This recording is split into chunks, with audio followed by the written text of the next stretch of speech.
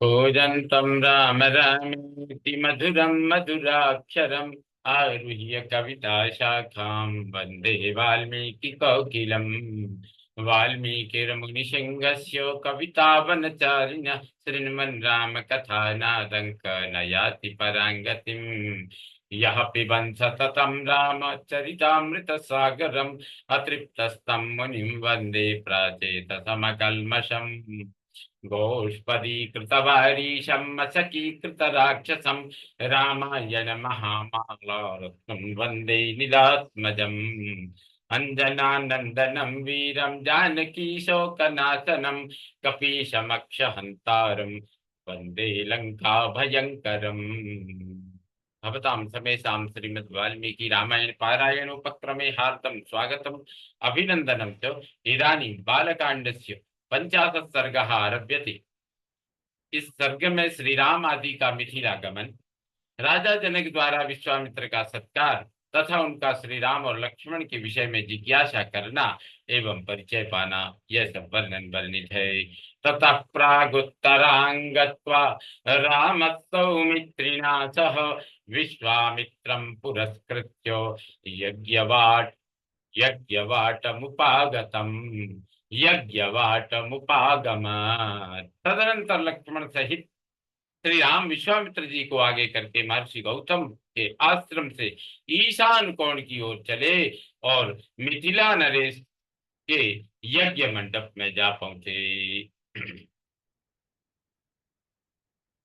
रामस्तु मुनिशार्दूलम् उवाच सह लक्ष्मणः साध्वी यज्ञ समृद्धिर्हि जनकस्य महात्मनः बहूनि बहूनिह सहस्राणि नानादेश निवासिनां ब्राह्मणानां महाभाग वेद अध्ययनशालिनां। वहां लक्ष्मण सहित श्री राम ने मुनिश्रेष्ठ विश्वामित्र से कहा, महाभागव, महात्मा जनक के यज्ञ का समारोह तो बड़ा सुंदर दिखाई दे रहा है। वहां नाना देशों के निवासी सहस्रों ब्राह्मण जुटे हुए हैं जो वेदों के स्वाध्याय से शोभा पा रहे हैं। ऋषिवाटाश्च दृश्यन्ते सकटी शतसंकुला देशो विधीयताम ब्रह्मन् यत्र वत्स्यामहे वयम्। ऋषियों के बाड़े सैकड़ों छकड़ों से भरे दिखाई दे रहे हैं। ब्राह्मण, अब ऐसा कोई स्थान निश्चित कीजिए जहां हम लोग भी ठहरे। रामस्य वचनं श्रुत्वा विश्वामित्रो महामुनिः निवासमकरोत् देशे विविक्ते सलिलान्विते। श्री रामचंद्र जी का यह वचन सुनकर महामुनि विश्वामित्र ने एकांत स्थान में डेरा डाला जहाँ पानी का सुभीता था। विश्वामित्रमनुप्राप्तं श्रुत्वा नृपवरस्तदा तथानन्दं पुरस्कृत्य पुरोहितमनिंदितः। अनिंद्य उत्तम आचार विचार वाले नृपश्रेष्ठ महाराज जनक ने जब सुना कि विश्वामित्र जी पधारे हैं, तब वे तुरंत अपने पुरोहित सतानंद को आगे करके अर्घ्य लिए विनीत भाव से उनका स्वागत करने के लिए चल दिए। ऋत्विजोऽपि महात्मानः स्वर्ग्यमादाय सत्वरं प्रत्युज्जगाम सहसा विनयेन समन्वितः। विश्वामित्राय धर्मेण ददौ धर्म पुरस्कृतम। उनके साथ हर के लिए महात्मा ऋत्विज भी शीघ्रता पूर्वक चले। राजा ने विनीत भाव से सहसा आगे बढ़कर महर्षि की अगुवानी की तथा धर्मशास्त्र के अनुसार विश्वामित्र को धर्मयुक्त यज्ञ समर्पित किया। प्रतिगृह्य तां पूजां जनकस्य महात्मनः पप्रच्छ कुशलं राजा पप्रच्छ कुशलं राज्ञो यज्ञस्य च निरामयम्। महात्मा राजा जनक की वह पूजा ग्रहण करके मुनि ने उनका कुशल समाचार पूछा तथा उनके यज्ञ की निर्बाध स्थिति के विषय में जिज्ञासा की। सा ततांश्चाथ मुनीन् पृष्ट्वा सोपाध्याय पुरोधस यथार्हं ऋषिभिः सर्वैः समागच्छत् प्रहृष्टवान्। राजा के साथ जो मुनि उपाध्याय और पुरोहित आए थे, उनसे भी कुशल मंगल पूछकर विश्वामित्र जी बड़े हर्ष के साथ उन सभी महर्षियों से यथा योग्य मिले। अथ राजा मुनिश्रेष्ठम कृतांजलिरभाषत आसने भगवानास्ताम सहैर् सहैर्भिर्मुनिपुंगवैः। इसके बाद महाराज जनक, राजा जनक ने मुनिवर विश्वामित्र से हाथ जोड़कर कहा, भगवन आप इस मुनीश्वर के साथ, इन मुनीश्वर के साथ आसन पर विराजमान होइए। जनकस्य वचः श्रुत्वा निशशात महामुनि पुरोधारित्विजश्चैव राजा च सह मंत्रिभिः आसनेषु यथा न्यायम् उपविष्टा समन्ततः। यह बात सुनकर महामुनि विश्वामित्र आसन पर बैठ गए। फिर पुरोहित, ऋत्विज तथा मंत्रियों सहित राजा भी सब और यथा योग्य आसनों पर विराजमान हो गए। दृष्ट्वा स नृपतिस्तत्र विश्वामित्रमथा ब्रवीत्, अद्य यज्ञ समृद्ध्यर्थे अद्य यज्ञ समृद्धिर्मे सफला देव दैवतैः कृता।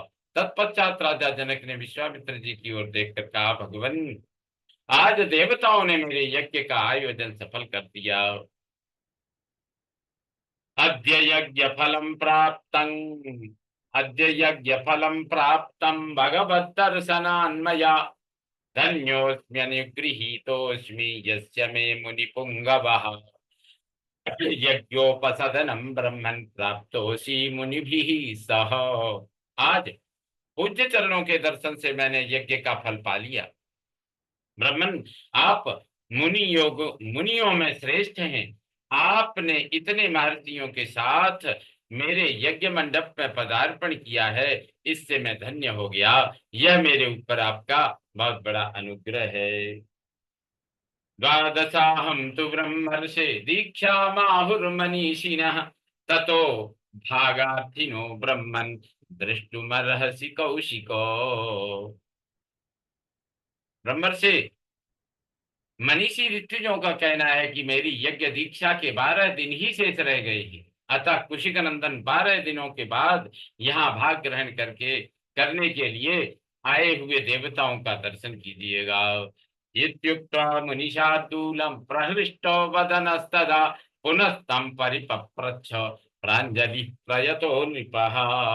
मुनिवर विश्वामित्र से ऐसा कहकर उस समय प्रसन्न मुख हुए जितेंद्रिय राजा जनक ने पुनः उनसे हाथ जोड़कर पूछा, इमौ कुमारौ भद्रं ते देवतुल्य पराक्रमौ गजतुल्य गति वीरौ शार्दूलो वृषभोपमौ पद्मपत्र विशालाक्षौ खड्गतूणी धनुर्धरौ अश्विना विवरूपेण समुपस्थित यौवनौ यदृच्छे यदृच्छयैव गां प्राप्तौ देवलोकादिवामरौ कथं पद्भ्यामिह प्राप्तौ किमर्थं कस्य वा मुने वरायुधधरौ वीरौ कस्य पुत्रौ महामुने भूषयन्ताविमं देशं चन्द्रसूर्या विवाम्बरम् परस्परस्य सदृशौ प्रमाणेङ्गितचेष्टितै काकपक्षधरौ वीरौ श्रोतुमिच्छामि तत्त्वतः। महामुने, आपका कल्याण हो।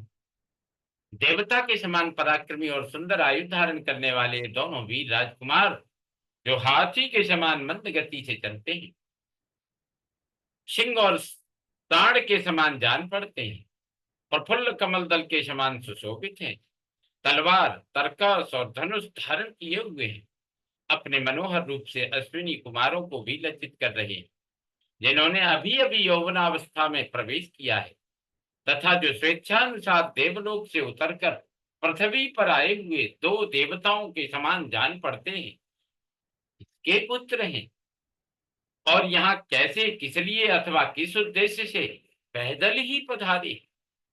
जैसे चंद्रमा और सूर्य आकाश की शोभा बढ़ाते हैं, उसी प्रकार ये दोनों ये अपनी उपस्थिति से इस देश को विभूषित कर रहे हैं। ये दोनों एक दूसरे से बहुत मिलते जुलते हैं। इनके शरीर की ऊंचाई, संकेत और चेष्टाएं प्राय एक सी हैं। मैं इन दोनों काकपक्षधारी वीरों का परिचय एवं वृत्तांत यथार्थ रूप से सुनना चाहता हूँ।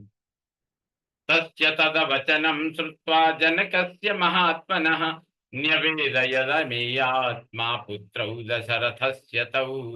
महात्मा जनक का यह प्रश्न सुनकर अमित आत्मबल से संपन्न विश्वामित्र जी ने कहा, राजन, ये दोनों महाराज दशरथ के पुत्र हैं। सिद्धाश्रम निवासम च राक्षसानां वधम तथा तत्रागमनम अव्यग्रम विशालायाश्च दर्शनम।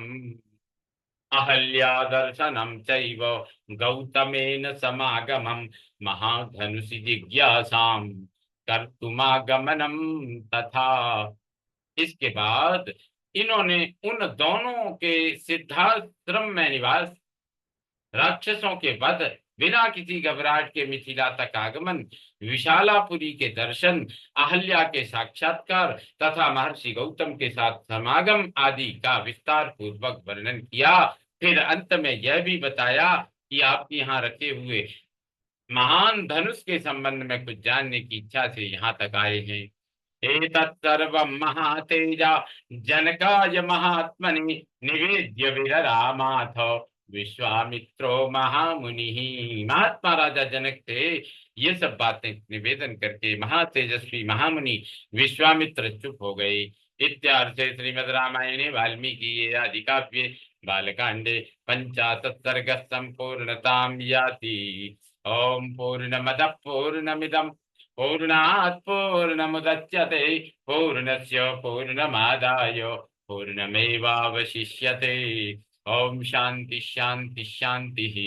सर्वे भवन्तु सुखिनः सर्वे सन्तु निरामयाः सर्वे भद्राणि पश्यन्तु मा कश्चित् दुःखभाग् भवेत्। ओम शांति शांति शांति। श्री रामचंद्रो विजयते स राम।